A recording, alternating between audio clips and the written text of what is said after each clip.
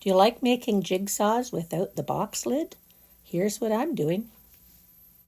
I found this in a pile of scraps, and in the pile of scraps that was given to me were a whole bunch of complementary colors that went along with this.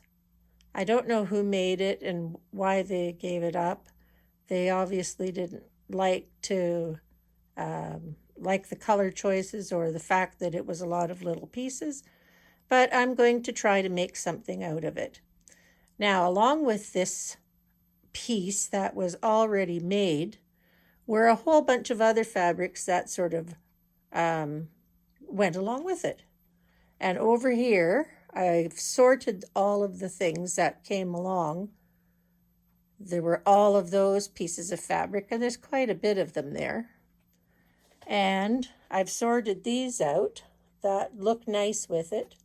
There's some light pinks, light pinky ones, white. Those are like tan brown. There's a bit of red in that, and some blue and some peach. There's not very many big pieces, though. They're all kind of small pieces. And then over here, there are all kinds of small bits that have been sewn, and they're just hanging out. So I'm going to try to figure out what to do with this piece.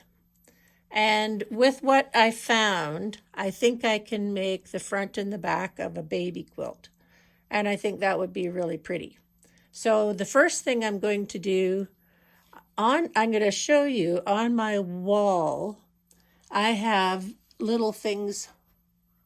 There it is. Up along the seam, I have a pin in my wall.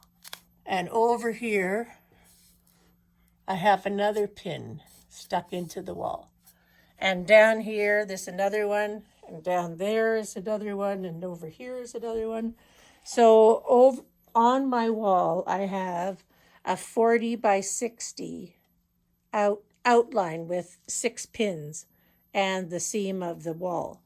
So I know what I'm going to do with this. You can't really see them, but I know what I'm going to do. And the first thing I'm going to do is take that square and I'm going to turn it on a diagonal because I'm going to make a baby quilt. So first of all, turning it on a diagonal like that gives me a new appreciation for the piece of fabric. Next thing I'm going to do is fill in the corners, and I'll show you what I'm going to put on there next. So I measured the length of the side and made squares, cut them in half on a diagonal, and then I added a strip on the outside to bring it to the size I needed. And I think that looks quite nice. So those are the 4 sides of my square to make it a bigger square. And all I have to do is sew those pieces together. Well, as you can see, I've been working on my scrap project, and I think that is looking particularly nice.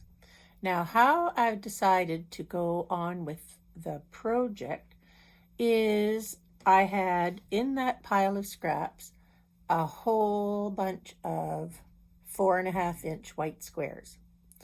So I wanted to use these 4.5-inch white squares. I also had a lot of small pieces of colorful fabrics that I could use. So when I have a bunch of scraps left over from a project that somebody else has done or something that I'm doing, I first of all find and sort out the big pieces, because the big pieces can go on the back. Then I look for the smaller pieces and all of the little bits that are hanging around. So if there are strips left over, I measure them. And these are 2.5 inch. There's quite a few of these sort of 2.5 inch bits. So that just adds up to cutting 2.5 inch squares. 2.5 inch squares make 4 patches. And as you see, 4 patches of 2.5 inch squares added together, cut this 4.5 in half diagonally, and the outside of those squares on point are exactly the size that I need. So what I'm doing now is just cutting a whole bunch of 2.5 inch squares from all of the bits and pieces that are left. And I'm going to put a border of these 4 patches all the way around the top, down the side, and across the bottom.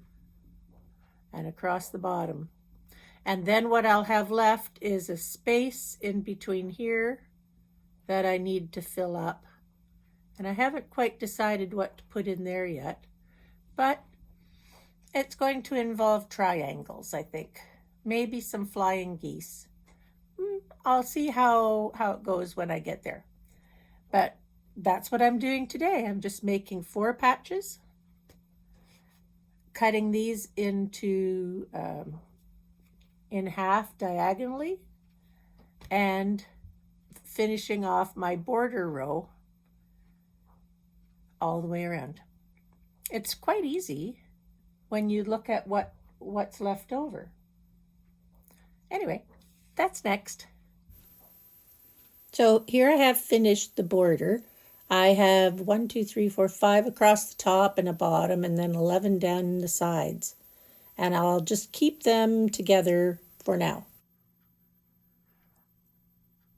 Well, I decided to fill in the space at the top and the bottom with some pieced hearts, and they will fill up that space nicely. And what I'm doing, if you remember, I had a bunch of white squares left over from that other project, and then I had all of these strips, and the strips were random lengths, but they were all about 3 inches in width. And I've got quite a few of those over here. So what I'm doing is just piecing some of these strips together, like so.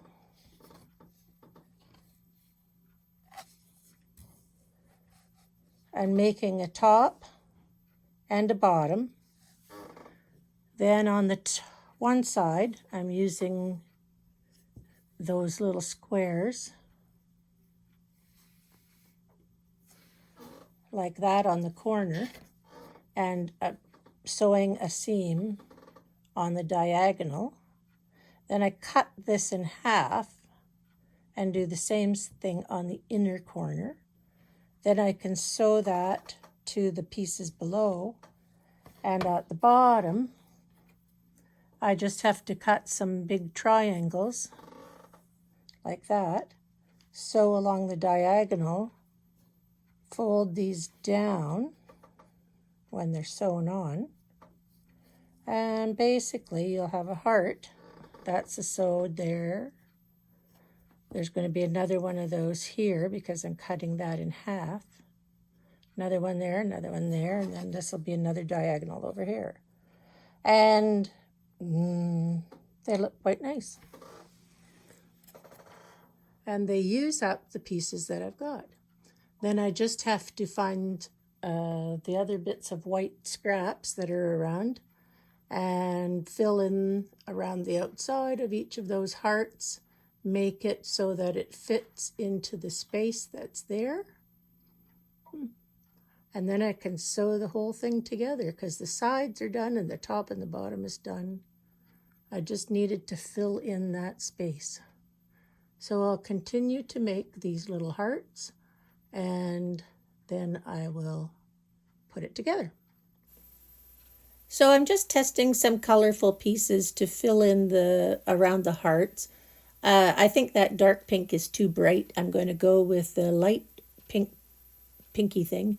And then I added an extra piece of the dark bluey color on the top.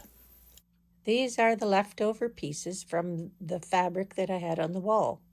I have a bunch of 5-inch squares, 3.5-inch squares, one 3-inch square, one 10-inch square, and one 7.5-inch square, and a bunch of fabric that I'm going to put in the strip bin. I think it'll be more useful in a strip bin that I can reuse it later. From the pieces that were sitting at the side, I already cut the binding and pieced it together. The quilt is pieced and the backing is pieced.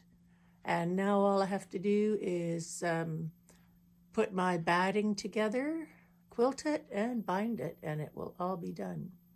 So the project is almost to the completion point.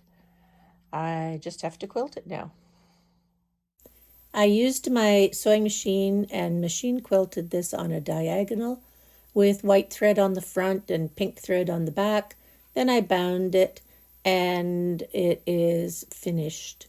It was a nice project. It uses up a lot of different pieces of fabric and I'm very happy with it, and it will be a nice donation quilt to go to the neonatal unit. Thanks for watching. If you enjoyed it, please like it, and if you haven't subscribed, please subscribe. I'll come up with another project soon. Bye.